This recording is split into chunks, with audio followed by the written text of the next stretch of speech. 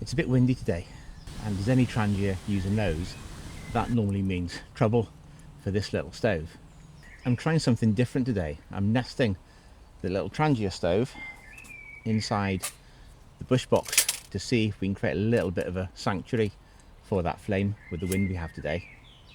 I want to see if the walls of the Bushbox can protect the flame from this little stove against the wind we have out here today.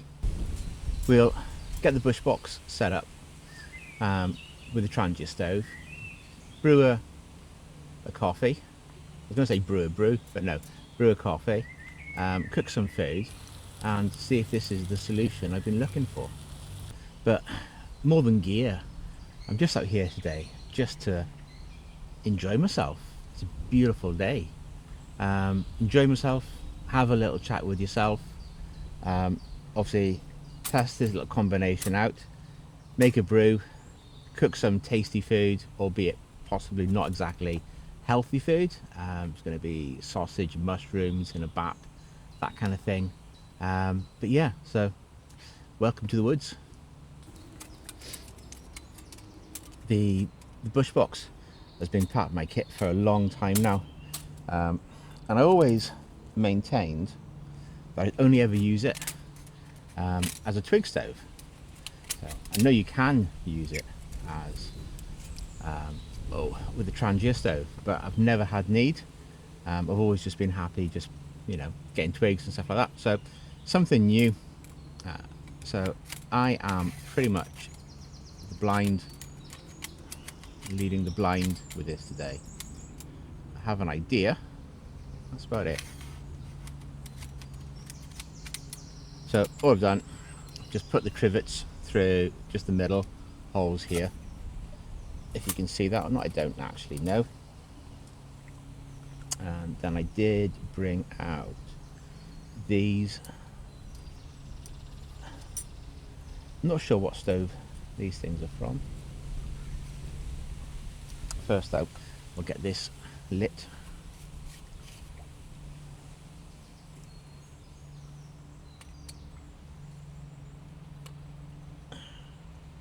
It fits.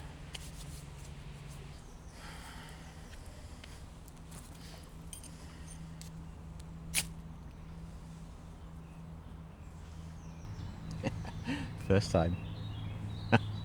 Like a pro. Oh, just lucky. Just going to get a brew on the go first.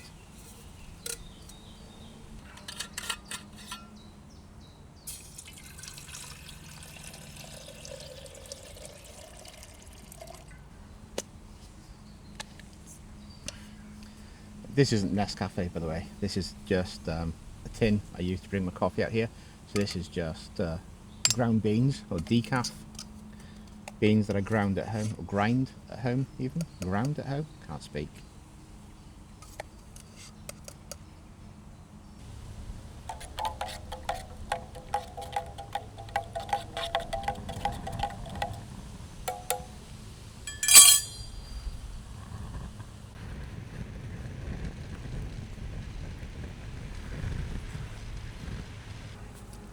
Being completely honest with you, one of the downsides with the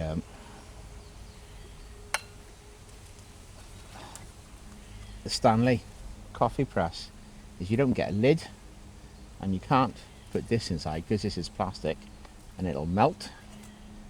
So I have found that stuff even drops into your coffee sometimes when you're making a brew, which ain't ideal. That's coming along nicely. It smells fantastic.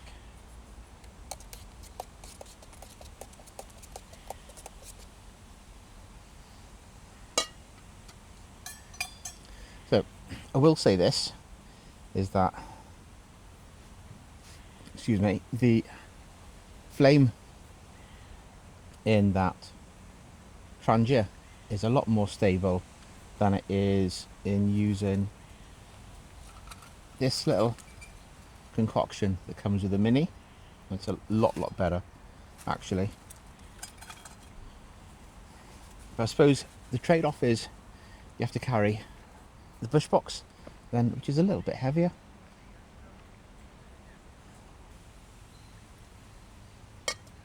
Okay, we have a boil.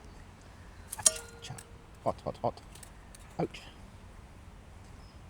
Very good. Very good. So my arm goes up in flames now. I jest. But who knows what could happen out here. Well, yeah. Sometimes do stupid things. Right, let's see if we can also cook some sausage. Sausage, even. And I'm quite content being here. Used to feel real embarrassment coming out here and recording videos and stuff like that. I don't even know why, but I just did.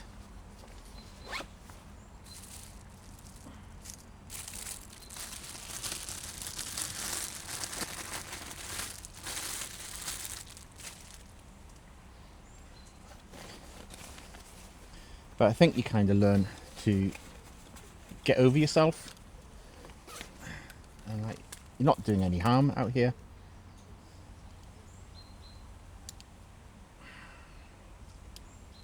And I'm sure people do weirder things out here in the woods than just cook food.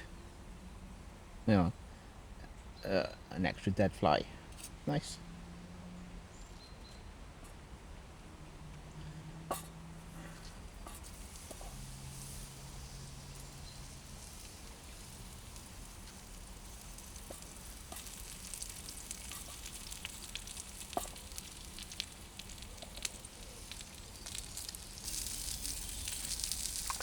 So that's just ghee, by the way, I'm using for oil.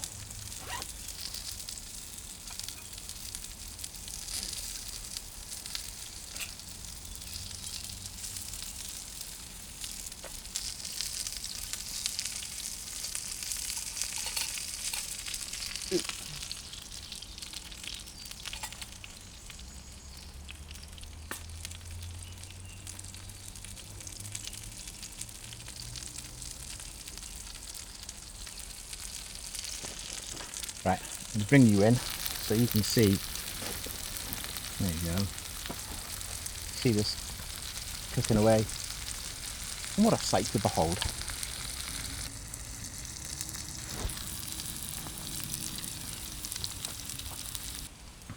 So I always end up with this for the shit. I'm just talking rubbish, aren't I?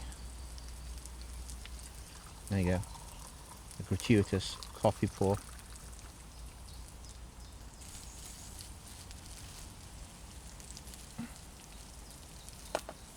I'll bring you back in for a picture of some sausage in a minute or two.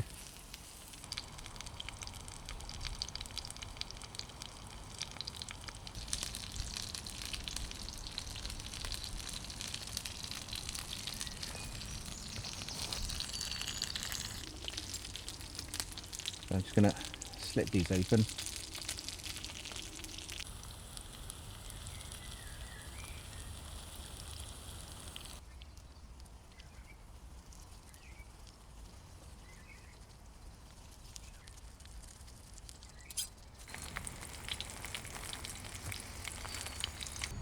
And that is my little masterpiece. Sausage and mushroom and bread roll out here in the woods. It's just simple food, but it just tastes so amazing out here. While I'm eating this, I have to shout out a massive thanks to loads of people who commented on my last video, which is just an honest conversation, just out at my shelter in the last video. I might put a link up actually so you can go and watch it if you want. But just real honest conversation about the origins of Walk, Talk, Brew, of why I rediscovered nature and the benefits it's given me, and then also the benefits it's given other people that I've met along this journey. So yeah, you can take a look at that video if you want. But I've got to thank all the people who have commented. It was very, very heartwarming to hear your comments or to read your comments. And also to know that there's loads of people outside, also out there, who also need help or have found help for themselves or have found nature to help themselves. So there's a lot of people out there still who are looking for help. There are a lot. And whilst I don't have the answers, or any of the answers of how to help anyone, I think, well, I'm talking from my own experiences, is for me, it came to the point where I couldn't continue the way I was, and I had to go and get help. So I had to have a bit of ownership. And then it was little baby steps. Honestly, it was the tiniest of steps. Sometimes the biggest challenge was just getting in the car and going to a counselling session. And that was to achieve that was a massive tick on that day. But it was a stepping stone to get to the next one, and to build and build and build and build. And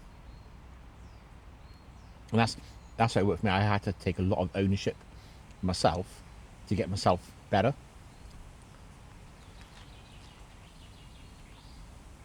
These are just pork sausages from my local butcher,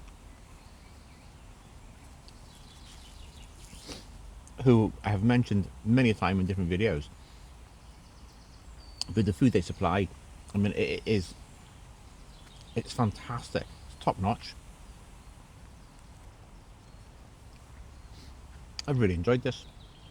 The actual ghee flavour on the mushrooms can make them quite creamy. It's really, really tasty. The sausages are fantastic anyway. What do I honestly think about this combination of the Trangia inside the Bushbox? I think it's fantastic, actually. We should have done it earlier. We should have thought of doing it earlier. But it's like all things.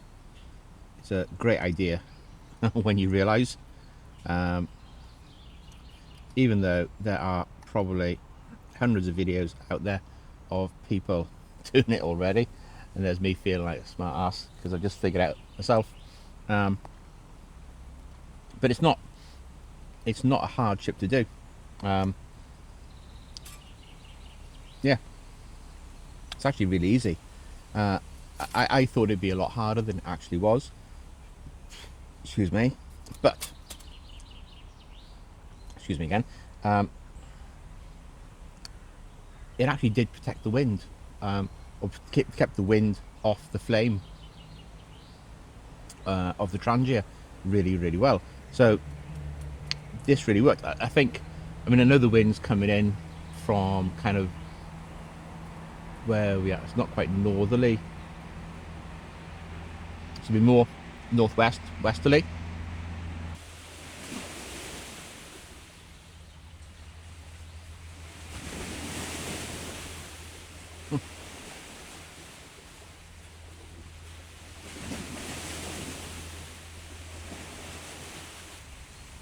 Yeah, it really did. The Bushbox really did a good job of keeping the wind away from the flame.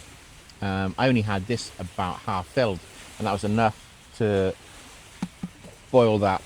So that was what, half full. I think that would be about 400 mils. No, a bit more. No, it'd be about 400 mils, I think. 450 mils of water, and then obviously to use the frying pan from the Mini to cook the mushrooms and the sausage. It did a really good job. Really, really impressed. Wish I'd have thought of this earlier. There you go. So my advice, if you do have, and again, don't think that you can only use this with the Bushbox. I know, or I believe all the twig stoves, or I won't say all, the vast majority of the twig stoves, you can use a little Trangia stove in it. So if you haven't, give it a go. I think you'll be pleasantly surprised. The overriding feeling and purpose for these videos all the time is to reach out to people who may be going through something similar to what I was going through. It's using YouTube as a medium to share a story, to share some experiences. I'm never going to reveal just how poor my mental health was with ink on here. Suffice to say, I had suicidal thoughts on a very regular basis for about 2 years. But apart from that, you don't really need to know much more. My point being really is that from going out and getting help, or acknowledging that I needed help, and then having those conversations, and then just taking little baby steps. And even then, when I took those baby steps and I felt so much better, I then realized along the journey that I was still holding on to anger. And maybe that was maybe a year or two after my initial set of counseling. So I was still retaining a lot of anger, still wasn't completely happy with who I was. And if I'm honest with you, at the moment I'm actually on another course, which I voluntarily enrolled on, to just see how far I've come, along with some other guys, PTSD, anxiety, stress, all this kind of stuff. And it's amazing now to see the journey that I've been on to where I'm at now, to where I was, a couple of years ago. It's completely different. But it has taken the bravery of going to have conversations with people and put myself in different situations just to push myself to see where I'm at, and to see if I can go any further. And that's my curiosity now is there more under the surface that I can dig into to become a better person? And not just for me, but for everyone around me. That's the kind of the goal.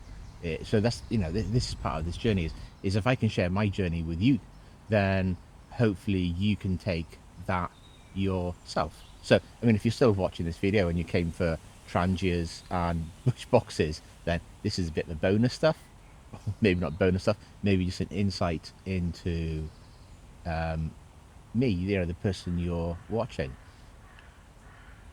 And I think that then becomes a great little metaphor in that we do spend time around people, we watch people, we observe people, we see people on telly, actors, sports people, and we judge them on their performance in that moment. But we don't really think or stop and think about who that person is away from the sport, away from acting, away from the telly. What are they carrying? What issues are they carrying? And it's easy to think that people have got all their ducks in a row and all the ducks are happy and stuff like that. But we always hear about people who do something awful to themselves, even though they seem to have everything. They're successful, famous, wealthy, yet they still go and commit suicide, or self-harm, or have breakdowns. So I think we have to be mindful that what we see isn't necessarily who, what we see or what we perceive to see isn't really the real person. There's a lot more depth to that. So part of this is just opening up and sharing a bit of that depth from me with you. And the other, again, I say flip of a coin, which is a phrase I love, I think I use it all the time, is that for me to have this conversation with you here, it is also a great way for me to explore myself and the journey I've been on and where I'm going and how I feel about stuff. So it's a great opportunity to have that conversation out loud. And again, having something, verbalizing something out into the universe, ether, whatever you want to call it, in nature, is far better than just internalizing in your own little noggin, because your own little brain, your little mind can give you some really rubbish answers. But just expressing it out loud, it's like, yeah, okay, you know, how's the universe or whatever it is out there, how's it going to answer my questions? I don't know. The one thing I did think of, so I'm just, this is again, how I mentioned this in my last video, my mind is like a crazy bouncing around monkey, in that I can hold on to many different thoughts at the same time. Well, not thoughts necessarily. My mind bounces around thoughts and ideas all the time. So I can be on one narrative, and I can be entrenched in that, and all of a sudden something goes ping, and my mind goes off, bouncing around, exploring some other little idea. It's interesting for me and my little brain. Anyway, my point being is the boat going up and down. I thought, you know, that would be lovely to explore that. So one of the plans for Catherine and I is maybe next year, if we can get the funds together, we are gonna go and hire a canal boat for a couple of days, maybe a week if we can afford it. I don't know. I think it's a lot more expensive than I believe it is, but I know it is.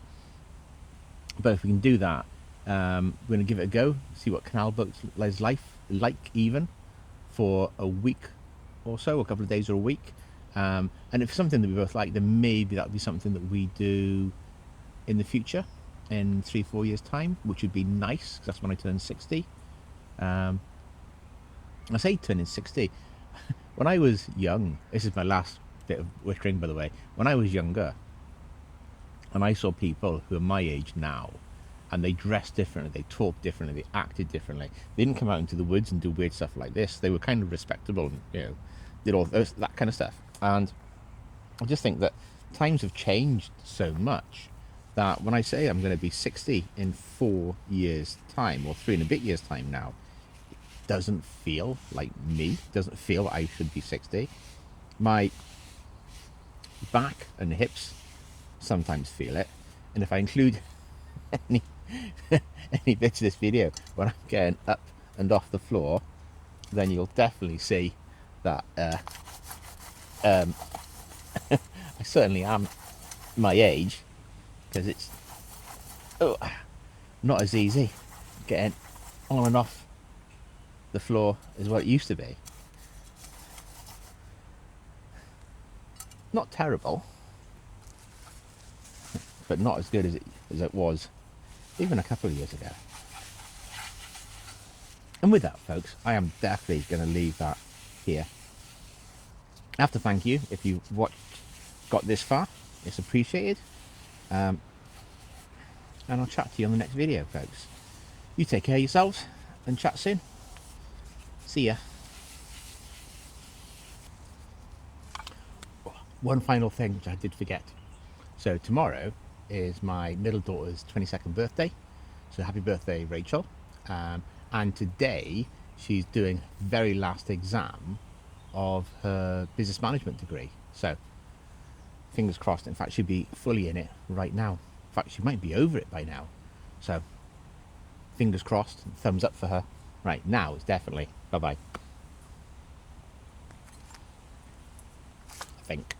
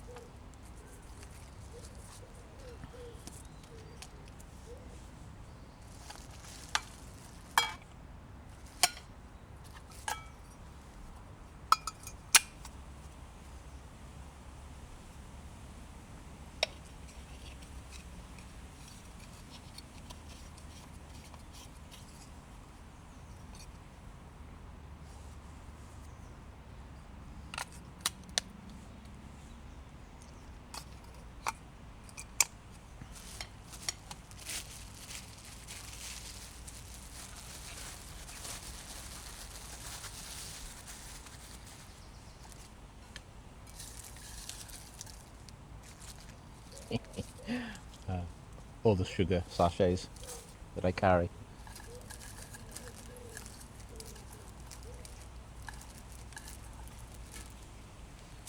Just in case, because you can never not have enough sugar sachets, seemingly.